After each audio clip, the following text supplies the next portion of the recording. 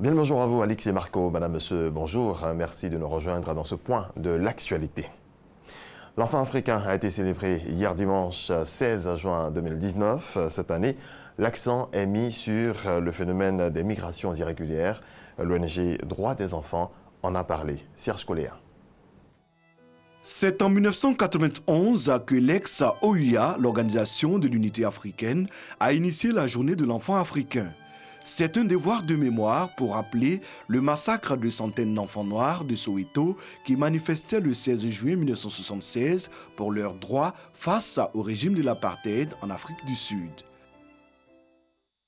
Ce 16 juin, d'autres enfants se retrouvent au chapiteau de la RTI, la radiodiffusion télévision ivoirienne, pour commémorer cette date historique et promouvoir par la même occasion le droit des enfants.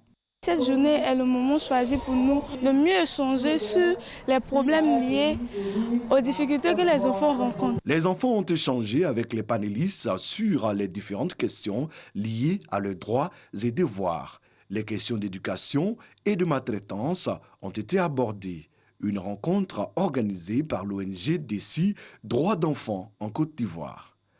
Les enfants peuvent aujourd'hui décider de ce qu'ils veulent faire, ils arrivent à s'exprimer. Mais à côté de ce qui est positif, il reste beaucoup à faire. Une journée placée sous le thème « Luttons contre la migration à risque des enfants » afin de garantir leurs droits. Les enfants partent jeunes, valides, et des fois ils finissent dans le désert, des fois au fond des mers. C'est pour ça que ce thème est tellement important qu'aujourd'hui nous allons sensibiliser les enfants. Nous allons mettre un effort particulier sur ce fléau qui mine notre pays et notamment l'Afrique tout entière. Selon l'OIM, l'Organisation internationale pour les migrants, plus de 8000 Ivoiriens ont franchi les côtes européennes. Parmi ces migrants, 1400 mineurs, d'où l'urgence de sensibiliser les enfants. La lutte contre l'orpaillage clandestin s'intensifie. Le ministre des Mines a fait le point. Jean-Claude Kouassi était face à la presse. Il a indiqué que la brigade mise en place donne des résultats. Plusieurs individus ont été mis aux arrêts. Eugène Atoubé nous en parle. La conférence de presse du ministre des Mines et de la Géologie était loin d'une réponse du berger à la bergère, comme le présageait le sujet.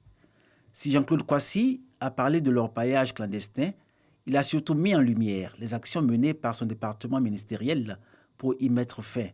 En première ligne de ces actions, la brigade de répression des infractions au code minier, structure créée en décembre 2018 et opérationnelle depuis le mois de mars de cette année 2019. Le ministère des Mines et de la Géologie annonce que 48 orpailleurs clandestins et leurs complices ont été conduits devant les juridictions et mis sous mandat de dépôt.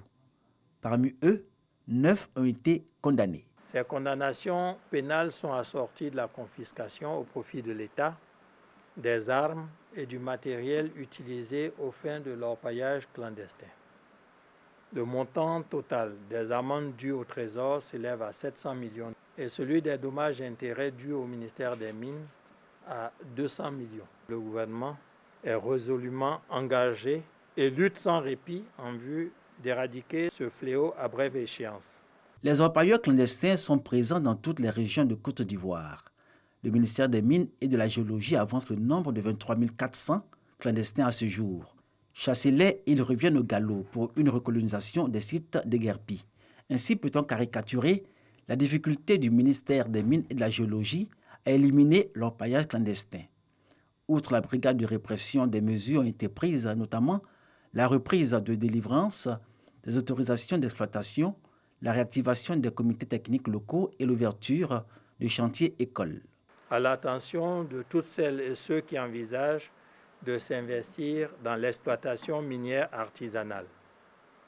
Je sais que nombre d'entre eux sont désireux de travailler pour sortir de la clandestinité qui met chaque jour leur liberté, leur santé, leur intégrité physique et même leur vie en péril. Je les invite à nouveau à prendre dès aujourd'hui la tâche des directions régionales et départementales des mines et de la géologie pour constituer leur dossier de demande d'autorisation. Aujourd'hui, la lutte contre l'orpaillage clandestin prend une autre dimension, menée en cohérence avec l'objectif du gouvernement de faire du secteur minier le deuxième pilier de l'économie ivoirienne. La Mutuelle générale des fonctionnaires et agents de l'État de Côte d'Ivoire, MUGEFSI, présente les rapports de gestion et de contrôle de ses activités au titre de l'exercice 2018. Au niveau des chiffres, l'on peut noter le résultat net global de l'année écoulée est excédentaire de plus de 300 millions de francs CFA contre moins de 2 milliards 400 millions de francs CFA en 2017. Plusieurs réformes, notamment la mise en place de la carte unique et intelligente, ont été saluées. Walter Amadou. Bourse du travail dans la commune de Trècheville. Des délégués de la Mutuelle générale des fonctionnaires et agents de l'État de Côte d'Ivoire, MUGEFSI, en assemblée générale ordinaire. Au centre de cette rencontre, les présentations du rapport de gestion de l'exercice 2018, du rapport de contrôle et l'adoption des résolutions. Nous avons informé de l'acquisition définitive du terrain de Boaké pour la construction du service médical des fonctionnaires à Boaké, avec probablement une duplication sur notre site également d'Abata. L'ouverture du centre optique mutualiste, le lancement du call center, la mise en place de la carte unique et intelligente, des réformes saluées. Le résultat net global de l'année écoulée est excédentaire de plus de 300 millions de francs CFA contre moins 2 milliards 400 millions en 2017. Nous allons continuer d'accroître les efforts pour que les prestations de la MUGEFSI s'accroissent non seulement en quantité, mais également en qualité. 2 252 000 bons ont été servis en 2018 contre 2 millions l'année précédente. Le conseil d'administration de la MUGEFSI s'est félicité de l'accroissement des prestations en faveur de ses 800 000 adhérents. La présentation de la nouvelle identité visuelle de la MUGEFSI, l'un des temps forts de cette assemblée générale ordinaire.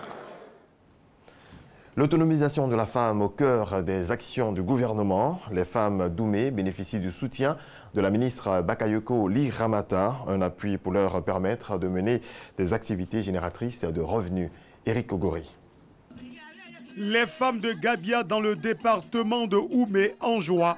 Elles ont reçu de la part de la ministre de la Femme, de la Famille et de l'Enfant un important appui financier pour relancer leurs activités en vue d'être plus autonomes. Je suis venu leur porter le message du président de la République, le message du Premier ministre, M. Amadou Koulibaly, c'est-à-dire les féliciter, leur dire merci pour cet important travail. Le programme social du gouvernement a été mis en place. L'autonomisation occupe une place très importante dans ce programme. Elle mérite donc de bénéficier de ce programme. Exerçant pour la plupart dans le secteur du vivrier, cet appui va leur permettre d'accroître leurs revenus, avec à leur tête l'honorable Virginie Touré, députée d'Oumé, qui les encadre. Ici, nous on veut planter, on veut semer, on veut récolter, on veut être autosuffisant. Ça veut dire quoi?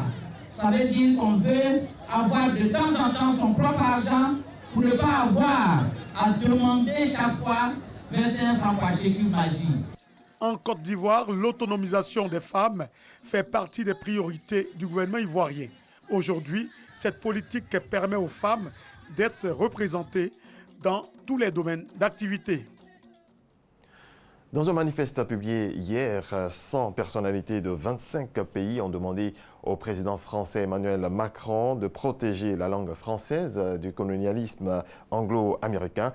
Des artistes, des enseignants et des scientifiques font partie des auteurs du manifeste. La langue française va mal, écrit l'agence France Presse, reprenant une phrase du document du plaidoyer publié par le journal Le Parisien aujourd'hui. Étouffé par l'anglo-américain, le français voit désormais son usage même évincé par cette dernière langue devenue si peu étrangère.